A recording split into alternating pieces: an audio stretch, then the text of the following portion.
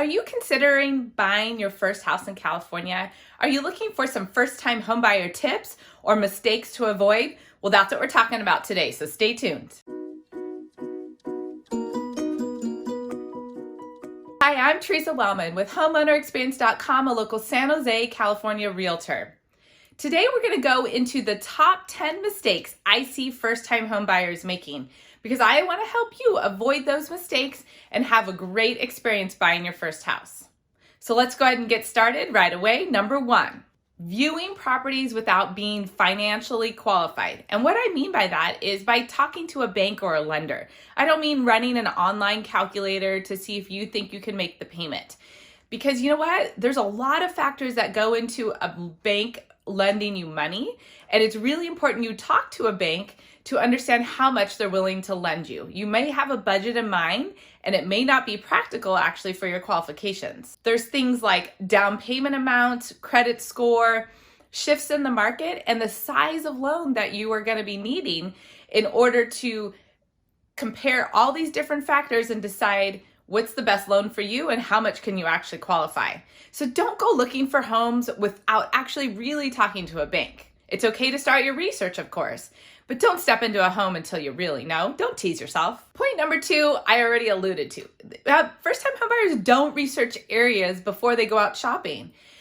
I think it's really important to understand what areas you're comfortable in, and that to me is like taking a Sunday drive, taking tours of neighborhoods where you might feel comfortable. Maybe it's close to work, or maybe it's close to places that you like to go out to eat. I don't know what it is. Maybe it's close to trails that you like to hike. You need to decide what's really important to you and drive around those neighborhoods and see which neighborhoods stick out to you. Now here you may not know your affordability quite yet, but it at least tells the real estate agent that you're going to be working with what kind of homes and what kind of neighborhoods you're interested in, so they can help you make a match once you understand your budget. Step number 3 is not finding a real estate agent before you really get into the home buying process. I think this is really important because real estate agents have so much to add to your home search. Why would you not want somebody on your team that costs you nothing who can guide you the whole way?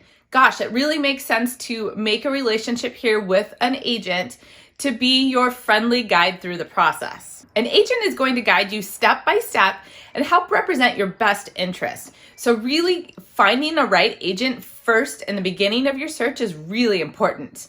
I do have a video on how to choose an agent and things that a buyer's agent will do for you. So definitely check out the links below for those videos. Mistake number 4, buyers look for their dream house. As a first-time home buyer in San Jose, it's practically impossible to find your dream house in your budget in this area because the cost of living or cost of homes is so expensive. So really you need to look at your needs and wants list objectively. What do you really need? For example, you might need 2 or 3 bedrooms because you need space for your children, or you need an office, or you need a guest room. What can you sacrifice on? Most of those criteria maybe are wants. And what's really important in the San Jose area is to get into a property that's going to work for you for 7 to 10 years, allow a little bit of growth, but is not too extravagant because with the budgets here, it's just very hard to find that dream home. One of the things I help clients do when we're walking through properties and shopping is to rate properties on a scale of 1 to 5.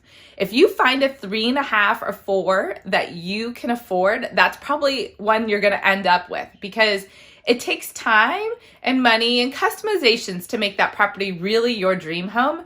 It's hard to find exactly what you want, but you need to find the basics of what you want or the layout that you want. Things that are easy to change, don't worry about those. Mistake number 5, buyers spend so much time at open houses. They go to too many open houses. They get overwhelmed. They haven't done the research ahead of time. And so they just clutter their mind with all these different properties and then end up getting disappointed or just aren't ready, and they find a house they love, but they're not financially ready. It just doesn't make sense. So don't go to too many open houses and overwhelm yourself. Really take a more strategic approach to the home buying process. Point number 6, first-time homebuyers believe in that online value estimation. They think that's the right number and that's going to get them the house, or that's right for every house.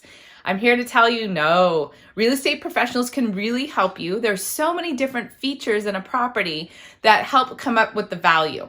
And there's no way an online system that's an automated algorithm can decide the price of a property. So definitely don't put too much weight on the Redfin estimate or the Zestimate from Zillow, because those, number one, those numbers change frequently. Number two, they haven't seen or don't know the details of the property like a real estate agent does to compare to recent comparable sales. That's really how you find out the actual value of a property, and another reason why you need to work with a real estate agent from the beginning. Mistake number 7, especially in this area, I think because the immense equity gain, first-time home buyers think all of a sudden their house is going to be an instant cash maker. Now, I want to caution you on that.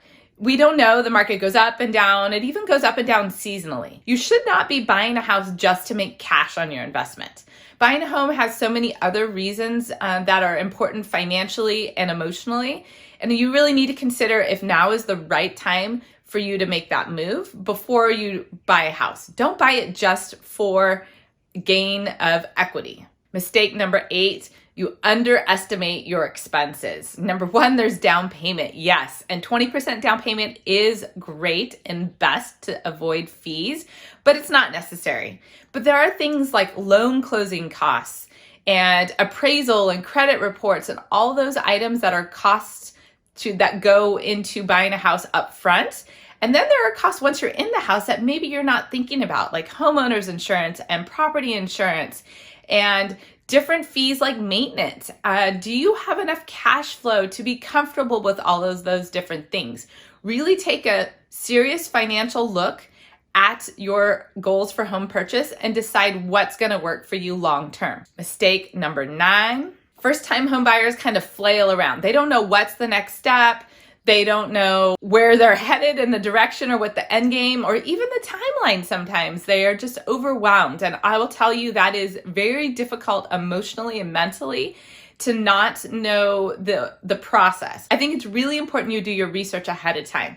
Definitely be talking to your agent, and you can watch my video on the home buying process to give you a general overview of that. But it's important to be guided through the entire process so you understand what's necessary and that you can be proactive so you're not overwhelmed throughout the home buying process. And mistake number 10, home buyers just get too emotional and they lose their focus and the big picture. It's really important to go through this process methodically. Buying a house is probably the biggest purchase you've ever made, so you need to make it a wise financial decision for yourself. Make sure you go through all the proper steps to buy and make sure you're buying a house that's going to work for you for 7 to 10 years or more so that you're making a great investment. You don't want to get really emotional over a property that's maybe cute because it has nice upgrades and is move-in ready, but then realize 2 years into it that, wow, why did we buy this location or this size house? It's just not going to work for us. It's really important to be methodical about the process and make the wisest decision for you. So thank you so much for listening to these tips. If you'd like to get a little more information, please do download my home buyer guide that will give you some tips on how to prepare and start your research. I also put below my recommendations for San Jose lenders. And if you'd like to get more information on home buying, on the market, please do check out my website's free reports, homeownerexperience.com/free-reports. The link will be below as well. Thank you again so much for watching. I really look forward to helping you learn about the home buying process.